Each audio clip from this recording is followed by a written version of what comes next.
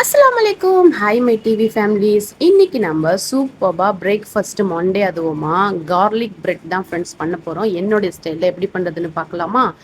ஒரு 2 கார்லிக் நம்ம இந்த மாதிரி எடுத்துட்டு நல்லா உரிச்சு வச்சுக்கலாம். கொஞ்சமாக கொத்தமல்லி தலையும் நம்ம நல்லா இந்த மாதிரி குட்டி குட்டியாக நம்ம சாப் பண்ணி வச்சுக்கலாம். நான் இப்போ கார்ன் ஆட் பண்ண போகிறேன். கார்ன் வேணும்னா நீங்கள் ஆட் பண்ணிக்கலாம், இல்லாட்டி நீங்கள் ஸ்கிப் பண்ணிடலாம்.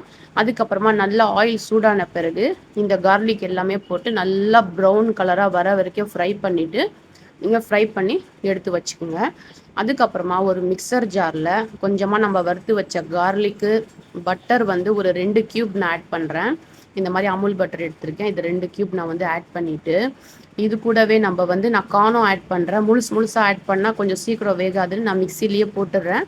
அதுக்கப்புறமா நம்மளுடைய கொத்தமல்லி தலையும் நம்ம போட்டுடலாம்.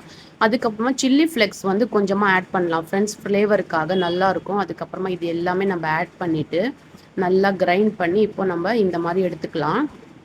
எடுத்துட்டு நம்ம எடுத்து வச்ச பிரெட் ஸ்லைஸில் இது எல்லாமே நம்ம அப்ளை பண்ணிக்கலாம். நீங்கள் எந்த பிரெட் வேணாலும் யூஸ் பண்ணலாம். சாண்ட்விச் ப்ரெட்டும் யூஸ் பண்ணலாம். நீங்கள் வீட் ப்ரெட்டும் யூஸ் பண்ணலாம். டேஸ்ட் நல்லாயிருக்கும். நான் நார்மல் பிரெட் தான் எடுத்திருக்கேன். இந்த மாதிரி எல்லா ப்ரெட்லேயும் நான் இந்த மாதிரி ஸ்ப்ரெட் பண்ணிக்கிறேன். நல்லா ஸ்மூத்தாக அப்ளை ஆகுது நம்ம பட்ரு போட்டதுனால. இல்லாட்டி அங்கங்கே நம்மளுக்கு ஸ்டக்காகி நிற்கும். பட்ரு போட்டதுனால நல்லா ஸ்மூத்தாக நம்மளுக்கு அப்ளை ஆயிடுச்சு. இது எல்லாமே அப்ளை பண்ணிவிட்டு நம்ம ஒரு பேன் வச்சு அதில் கொஞ்சம் பட்ரு நம்ம நல்லா கொஞ்சம் ஸ்ப்ரெட் பண்ணிவிட்டு இந்த ப்ரெட்டை வச்சுட்டு நம்ம நல்லா இப்போ டோஸ்ட் பண்ணி எடுக்க போகிறோம். இது எப்படி வருதுன்னு பார்க்கலாம். ஏன்னா நான் சீஸோடைய ஸ்லைஸ் வச்சு தான் நான் இன்றைக்கி பண்ண போகிறேன். எல்லோரும் அவங்க சீஸோடைய அந்த கிரேட் பண்ணி போடுறாங்க சீஸ். நான் ஸ்லைஸ் வச்சு பண்ணுறேன். எப்படி வருதுன்னு பார்க்கலாம்.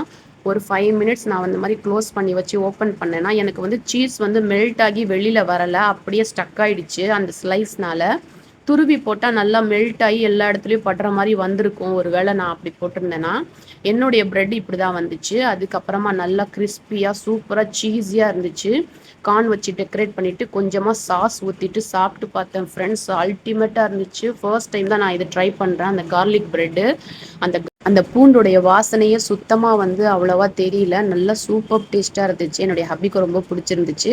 கண்டிப்பாக நீங்களும் ட்ரை பண்ணுங்கள். நீங்கள் சீஸை கிரேட் பண்ணி போட்டிங்கன்னா இன்னும் நல்லா சீஸ் மெல்ட் ஆகி சூப்பராக வரும். கண்டிப்பாக ட்ரை பண்ணிவிட்டு எனக்கு கமெண்ட்ஸில் சொல்லுங்கள். வீடியோ பிடிச்சிருந்தா லைக் பண்ணிவிடுங்க.